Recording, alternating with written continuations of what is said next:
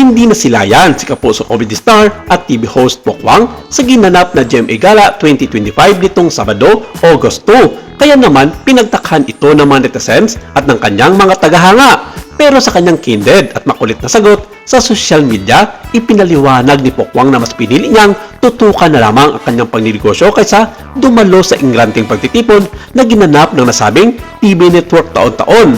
Dagdag pa ng komedyante, mas pinili niyang maglaan na lamang ng oras at pagod sa mga bagay na kapaki-pakinabang para sa kanya at may balik na kahit papano ay may income na papasok kaysa gumastos at mapagod sa event na hindi naman siya sigurado kung ikakatuwa niya ito. Pero tanong ng mga nakararami, hindi kaya mapapaisip dito ang GMA7 management dahil hindi naman kailangan raw na pagurin ang sarili sa nasabing pagtitipon. At ito ay bahagi lamang ng nasabing pamunuan ng TV station na kamustahin ang kanilang mga talents at pagpapakita ng malaking suporta sa kanilang mother station.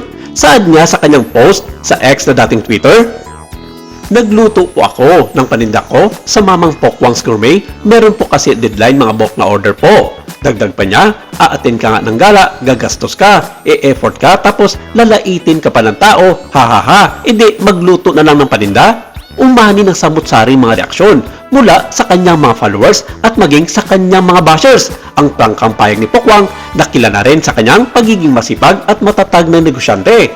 Marami ang umanga sa kanyang desisyon na unahin muna ang trabaho at kabuhayan kaysa sa glitz and glam ng nasabing Showbiz Gala 2025. Pero ayon naman sa iba, pagpapakita lamang daw ito na walang pakialam si Pokwang sa mga ganitong okasyon na sa makatuwid walang ibinibigay na suporta sa kanyang mother network na GMA7 at parang nakakabastos pa ito sa kanyang mga boss.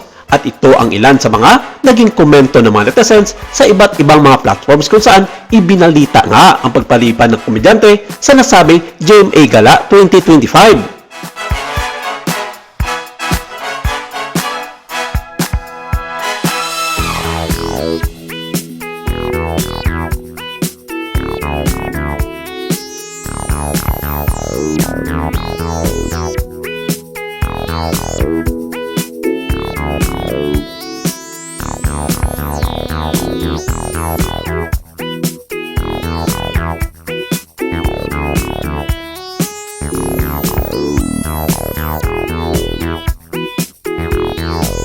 Pero ganun pa man, marami din ang suporta sa kanya at sinabing naintindihan naman siguro ito ng kanyang management at ng pamunuan ng nasabing TV network.